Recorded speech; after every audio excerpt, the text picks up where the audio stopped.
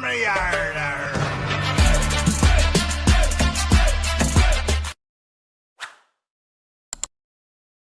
नमस्कार दोस्तों, मैं आपका दोस्त ब्रजमोहन सिंह अपने यूट्यूब चैनल बीबीएन ट्रेडिंग में आपका स्वागत करता हूं। ये वीडियो प्योरली एजुकेशन पर्पज से है। इसमें हम सीपीआर के 15 प्राइस एक्शन पैटर्न को सीखते हैं और उनके हिसाब से देखते हैं कि आफ्टर मार्केट में किस तरह से इन्होंने वर्क किया। पहले आफ्टर मार्केट सीखेंगे, फिर आने वाले समय में हम लाइव मार्केट में भी इनको आइडेंटिफाई करके उनके ऊपर हम ट्रेड प्लान किया करेंगे। तो ये है हमारे पास evening star pattern. Evening star pattern में क्या होता है, ओपनिंग हम कल के हाई के ऊपर होते हैं और हम कल के हाई के नीचे क्लोज करते हैं। उस कंडीशन में हमारे पास इवनिंग स्टार सेटअप होता है और उसकी टारगेट के लिए सीपीआर होता है। जब हम सीपीआर से नीचे निकलेंगे तो नीचे कोई भी एज ए डिमांड, हम डिमांड जोन को एज ए टारगेट रख सकते हैं। तो ये था हमारा इवनिंग स्टार। नेक्स्ट है हमारे पास, वो है मॉर्निंग स्टार। मॉर्निंग स्टार में भी सेम इसका उल्टा रहेगा।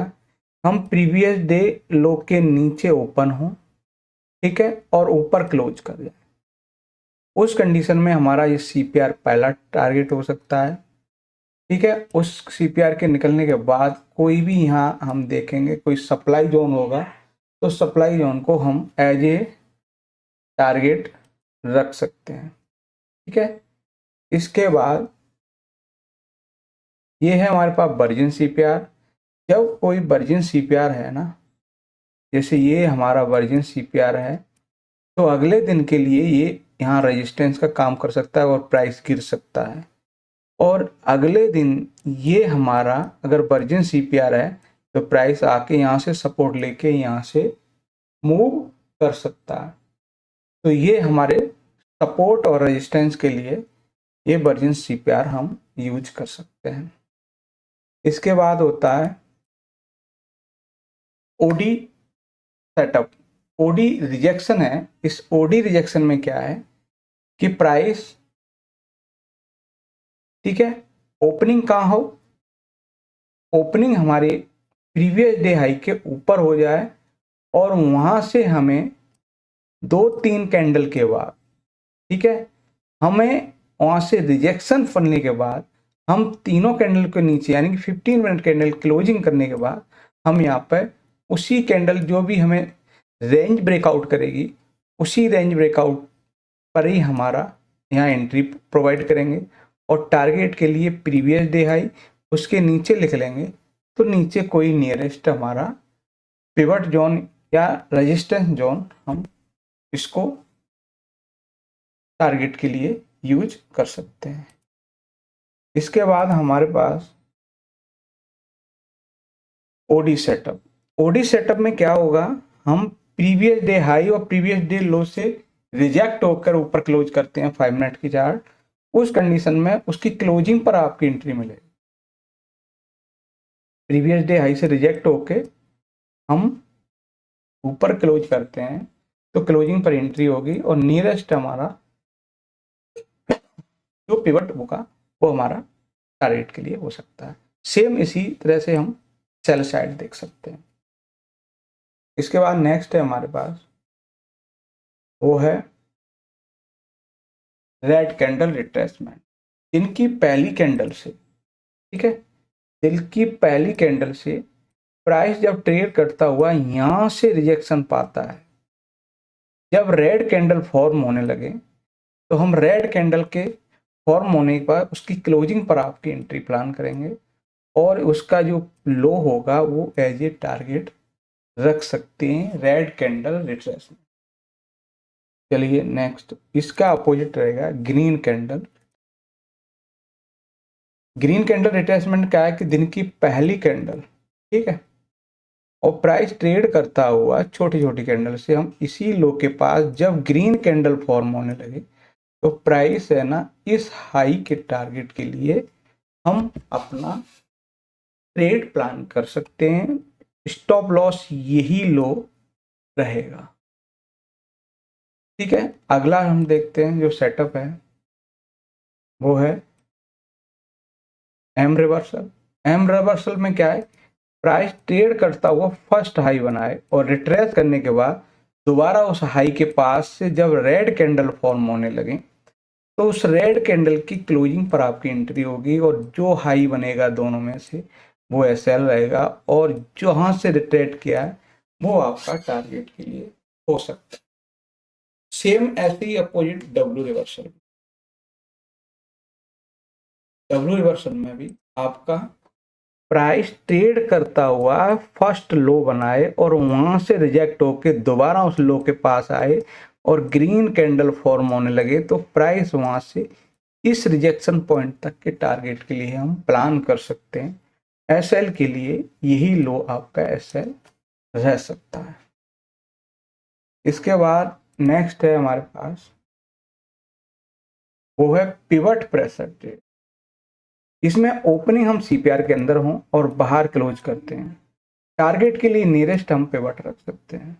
ऐसे ही सेल साइड में ओपनिंग सीपीआर के अंदर बाहर क्लोज करते हैं, नियरेस्ट पिवट के लिए टारगेट के लिए प्लान कर सकते हैं। जो भी टारगेट के लिए आपका आरआर हो, रिस्क रिवॉर्ड रेशियो हो, उस हिसाब से आप प्लान कर सकते हैं। इसके बाद नेक्स्ट है हमारे पास वो है ग्रीन कैंडल ब्रेकआउट, जो दिन की पहली कैंडल होगी। ठीक है, इसके नीचे जो क्लोज कर जाएगी तो क्लोजिंग पर आपकी एंट्री रहेगी और ये ही आपका एसएल रहेगा। जो भी आपका रिस्क मैनेजमेंट हो उस हिसाब से आप यहाँ अपना रिवॉर्ड बुक कर सकते। इसके बाद है हमारे पास ग्रीन कैंडल ब्रेकआउट। ये दोनों ही ब्रेकआउट कैंडल में हमें ये है कि ब्रेकआउट कैंडल की क्लोजिंग पर आपकी एंट्री रहेगी और उसी का लो एसएल रहेगा। नियरेस्ट आप पिवट का टारगेट रख सकते हो।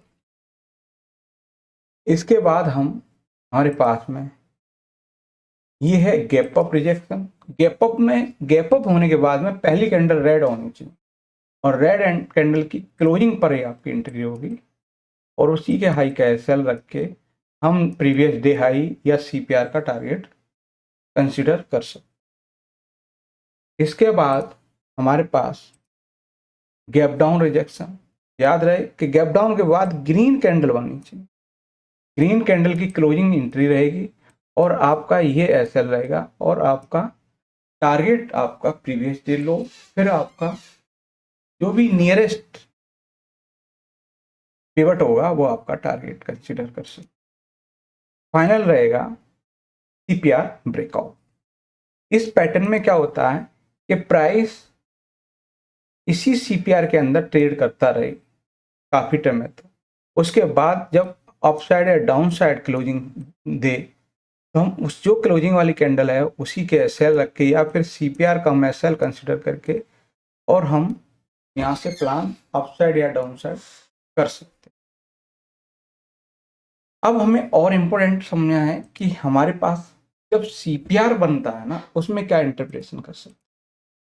जैसे आउटसाइड सीपीआर, तो हम क्या करें कि हमारी जो ये जो सीपीआर है, ठीक है, कल का सीपीआर है, उसके अंदर आज का सीपीआर है, यानी कि तो आज का सीपीआर आउटसाइड माना जाएगा। तो इस दिन हम ये एक्सपेक्ट कर सकते हैं कि वाइड सीपीआर है, आउटसाइड सीपीआर है, आज मार्केट एक रेंज बाउंड या एक मूव के बाद प्राइस एक साइडवेज होने की संभावना हो सकती है। चलिए हम नेक्स्ट देखते हैं। नेक्स्ट है इनसाइड। इनसाइड सीपीआर में हम क्या है कि जो कल के सीपीआर है ना उसी के अंदर में आज का सीपीआर है, ये कल का सीपीआर उसी के अंदर में आज का सीपीआर, तो ये इनसाइड वैल्यू सीपीआर कंसीडर करते हैं। इस दिन हम ये एक्सपेक्ट कर सकते हैं कि आपको ब्रेकआउट बहुत अच्छा मिल सकता है या फिर आज के दिन मार्केट एक अच्छा ट्रेंडी हो सकता है। नैरो सीपीआर यानी कि ये मार्केट आज ट्रेंडी रह सकता है।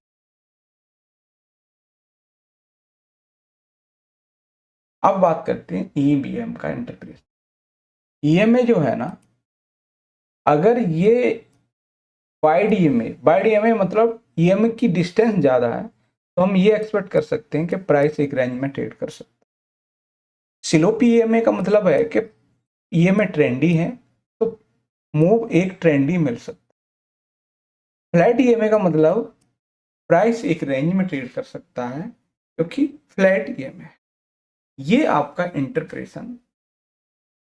तो अब हम इसके एग्जांपल देख लेते हैं कि टुडे क्या एग्जांपल रहे, क्या किस तरह से प्राइस ने मूव दे। ये निफ्टी 50 का है, ठीक है। निफ्टी 50 में क्या है, जैसे ही दिन की पहली कैंडल है ना ग्रीन थी, उसके नीचे क्लोजिंग मिली, क्लोजिंग पे आपकी एंट्री है और उसी के हाई के एसएल के हिसाब से ग्रीन कैंडल ब्रेकआउट यानी कि जीसीबीओ के हिसाब से यहाँ भी आपको एक ट्रेड देखने को मिला। चलिए इसके बाद हम बात करते हैं बैंक निफ्टी। सेम कॉन्सेप्ट आपका निफ्टी बैंक में भी है और निफ्टी बैंक में भी आपको ग्रीन कैंडल ब्रेकआउट के हिसाब से इसमें भी ट्रेड देखने। अब बात करते हैं सेंसेक्स। सेंसेक्स में भी आपको सेम वही सी प्रोसेस है, ग्रीन कैंडल ब्रेकआउट के हिसाब से यहाँ भी आपको एक ट्रेड देखने को मिला। जो आप रिस्क कंसिडर कर रहे थे, ये एंट्री और ये इतना रिस्क है, इसका दोगुना हम जनरली कंसिडर करते हैं और दोगुना इसने आपको ट्रेड देखने को मिला। इसके बाद है हमारे पास फिन निफ्टी। फिन निफ्टी में हमने कहा क्या कि प्राइस ट्रेड करता हुआ फर्स्ट लो बनाए और वहां से रिजेक्ट होके फिर उसी लो के पास आए और ग्रीन कैंडल फॉर्म होने, जब यहाँ ग्रीन कैंडल फॉर्म हुई तो ये आपको एंट्री और यही आपका एसएल रहेगा और फाइनली वन रेशियो 2 का हम रिस्क रिवॉर्ड रेशियो रखते हैं, तो ये आपका टारगेट होता है। अगर ये हो गया तो इसके बाद में आपका ये टारगेट कंसिडर कर सकते हैं।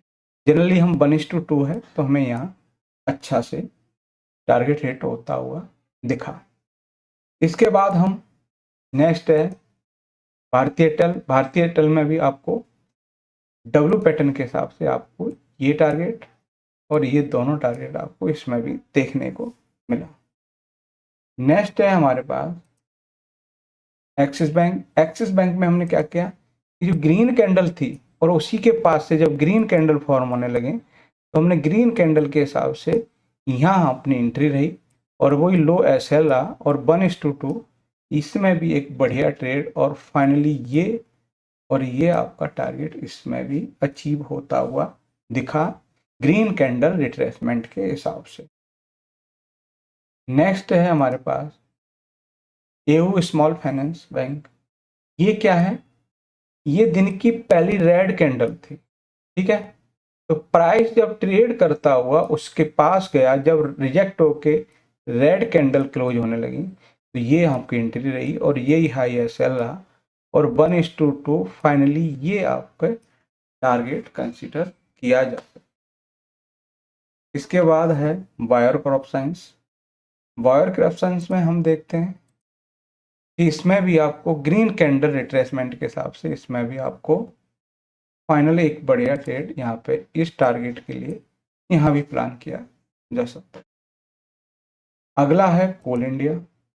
कोल इंडिया की बात करें तो कोल इंडिया में गैप अप रिजेक्शन देखने को, मतलब गैप अप के बाद रेड कैंडल बनी तो गैप अप रिजेक्शन के बाद ये एंट्री रही और ये आपका उसी का हाई एसएल रहा, ये टारगेट और ये आप टारगेट के लिए कंसीडर कर सकते हैं। इसके बाद नेक्स्ट है हमारे पास आईसीआईसी प्रूडेंशियल।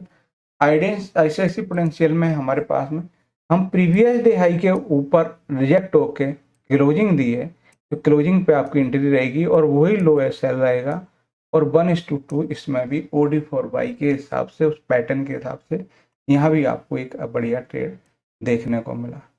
इसके बाद हम बात करें हिंदुस्तान एरोनॉटिक में, इसमें भी गैप अप रिजेक्शन के हिसाब से पहली कैंडल रेड बनी, रेड की एंट्री है और हाई एसएल है और 1:2 इसमें भी ये टारगेट और फाइनली ये टारगेट के लिए यहाँ पे भी देखा जा सकता है। जनरली हम 1:2 को कंसिडर करते हैं तो वो हमें बहुत पहले ही अचीव होता हुआ दिखा। इसके बाद ग्रूनॉल्स है। ग्रूनॉल्स में क्या है कि हमारे पास ओपनिंग ऊपर है और क्लोजिंग प्रीवियस डे के लो के नीचे है, सॉरी प्रीवियस डे हाई के नीचे है। तो ये पैटर्न बनता है इवनिंग स्टार। तो इवनिंग स्टार के हिसाब से इसमें भी आपको एक बढ़िया ट्रेड देखने को मिला। इसके बाद नेक्स्ट है हमारे पास गोदरेज कंज्यूमर प्रोजेक्ट। इसमें ओडी फॉर बाई के हिसाब से हम प्रीवियस डे हाई से रिजेक्ट होके ऊपर क्लोज करते हैं, क्लोजिंग पर एंट्री होगी OSL रख के 1:2। इसमें भी एक बढ़िया ट्रेड देखने को मिल सकता है।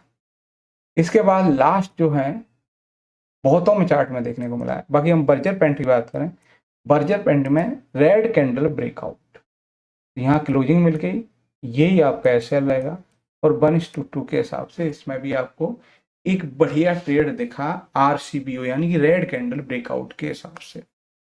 तो ये थे हमारे CPR की 15 प्राइस एक्शन पैटर्न, जिनको हम जनरली FNO के चार्ट पर हम यूज करते हैं और उनमें हम देखते हैं क्या ये पैटर्न हमारे वर्क करते हैं कि नहीं।